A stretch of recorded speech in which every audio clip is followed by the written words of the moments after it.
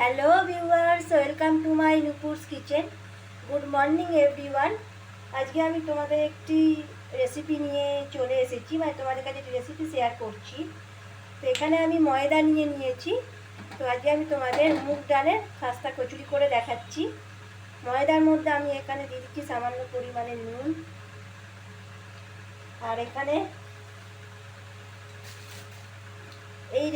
এখানে দিয়ে দিচ্ছি সামান্য পরিমাণে সাদা তেল। তো এখানে কিন্তু কোনো পুরের কোনো ব্যবহার করবো না, যেমন আমরা পুর ব্যবহার করি রান্না করার সময়, মানে কচুরিতে যেমন আমরা পুর দিই, সেই পুরটা আমরা দেবো না। আর এখানে আমরা দিয়ে দিচ্ছি হাফ বাটি মুগ ডাল বাটা। রাত্রি মুগ ডালটা আমি ভিজিয়ে রেখেছিলাম। এরপরে হাফ ইঞ্চি আদার একটা কাঁচা লঙ্কা মিক্স করে নিয়েছি মুগ ডালের সাথে। এইবার আমি এর সঙ্গে, যেহেতু এটা কচুরি, তাই এখানে সামান্য হিং যোগ করছি।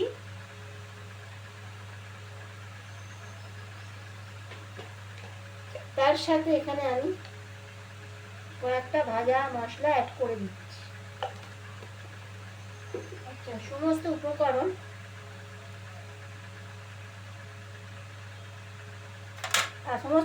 খুব ভালোভাবে আমি এখানে মিশিয়ে নেব।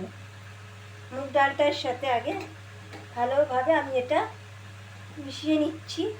এখানে কিন্তু আমি কোনো রকম জল ইউজ করব না, জল দেব না। জল দিলে আগে থেকেই পাতলা হয়ে যাবে।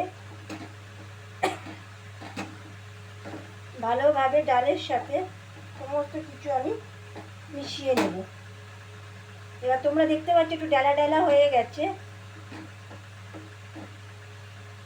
তোমরা এখানে জোয়ানও অ্যাড করতে পারো, বা অনেকে চিনি দেয় কচুরির সাথে।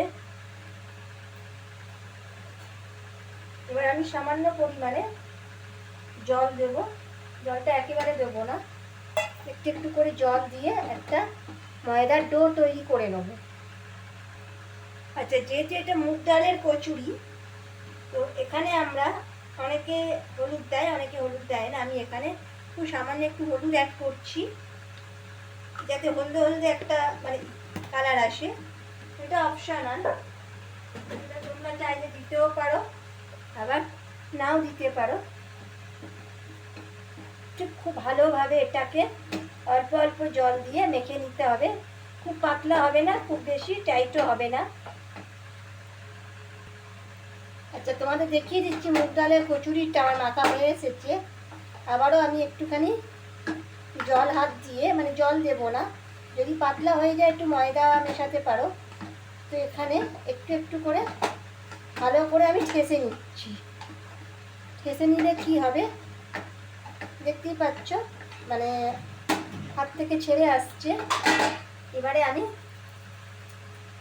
আবারও কিছুক্ষণ ভালোভাবে মেখে নেব। তো তোমরা দেখতেই পাচ্ছ লুচিটা খুব সুন্দর করে মাখা হয়ে গেছে, মানে ময়দাটা। এবারে আমি উপর থেকে সামান্য সাদা তেল স্প্রেড করে দিচ্ছি। তেলটা দিয়ে আমি আরও 10 মিনিটের মতন ঢাকা দিয়ে রেখে দেবো।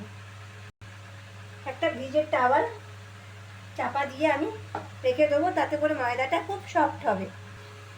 10 মিনিট হয়ে গেছে।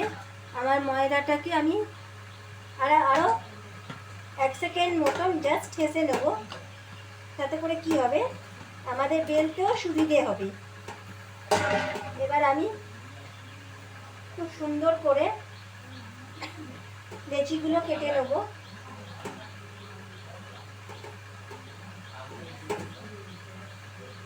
কচুরির যে লেচিগুলো, আচ্ছা, এটা পুর যেহেতু ভরার কোনো ঝামেলা নেই, তাই এটা ঠিক এরকম ছোট্ট ছোট্ট করে আমরা পুর বার করে নিচ্ছি।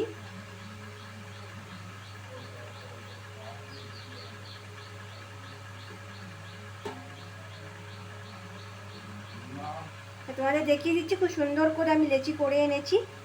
এবার আমি খুব আলতো হাতে, তোমরা তেল দিয়েও বেলতে পারো। তো এখানে আমি সামান্য গুঁড়ি দিয়ে কচুরিগুলো বেলে নেব।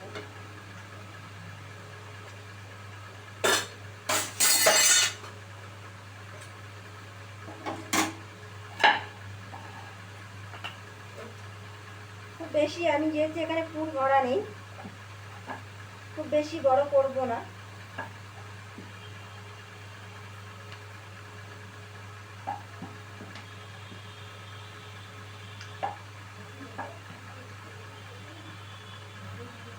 আচ্ছা, এই কচুরিটা তোমরা ছোলার ডাল বা আলুর দম বা আলুর তরকারির সাথেও তোমরা বাড়িতে ট্রাই করতে পারো, খেতেও খুব সুন্দর লাগে।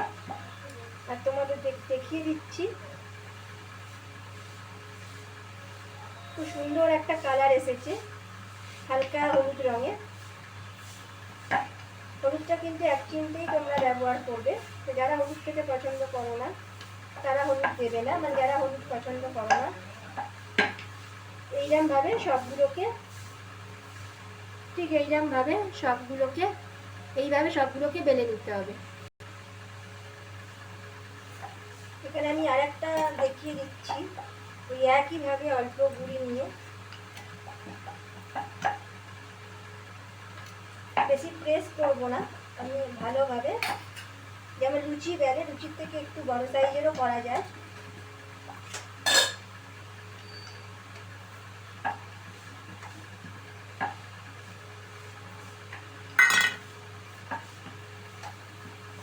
ঠিক এইরকম সাইজের সবগুলো আমি বেলে নেব। আচ্ছা, কড়াতে পর্যাপ্ত পরিমাণে আমি তেল দিয়ে দিয়েছি, তেলটা গরম হয়ে গেছে। এবার আমি আগে থেকে বেলে নেওয়া কচুরিগুলো আমি উপর থেকে দিয়ে দেবো।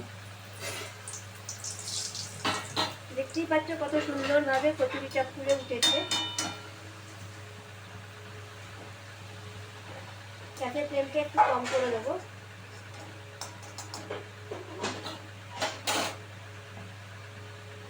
এইভাবে বাকি কচুরিগুলো একইভাবে আমি ভেজে নেব।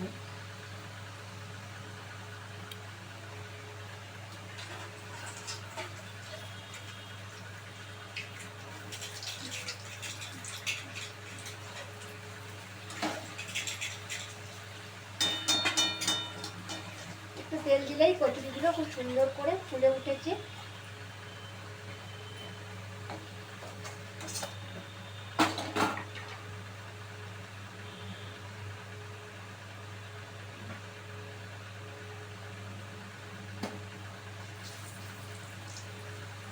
গ্যাসের ফ্লেমটা একটুখানি আমি বাড়িয়ে দিচ্ছি। তোমরা কিন্তু গ্যাসের ফ্লেমটা সবসময় হাই রাখবে না। তো এটা যেহেতু পুর ভরার কোনো ঝামেলা নেই, তাই ইজিলি কিন্তু বাড়িতে বানিয়ে নেওয়া যায়। তো দেখো কত সুন্দর করে ফুলে উঠছে। ওপর থেকে একটুখানি তেল যদি আমরা দিয়ে দিই কড়া থেকে কচুরির গায়ে, তাহলেও ভালোভাবেই ফুলে ওঠে। খুব বেশি লাল করে ভাজবেন না, তাহলে খুব খাড়া হয়ে গেলে খেতে ভালো লাগবে না। হালকা একটু প্রেস দেবেন, দেখবেন গাটা কত সুন্দর করে ফুলে উঠেছে। তো আমি এই কচুরিগুলো যেরকমভাবে দেখালাম, আপনারাও দেখে নিন। আমার কচুরিগুলো ভাজা হয়ে গেছে। তো বাড়িতে একইভাবে বানাবেন, সকলকে খাওয়াবেন। ধন্যবাদ, ভালো থাকবেন।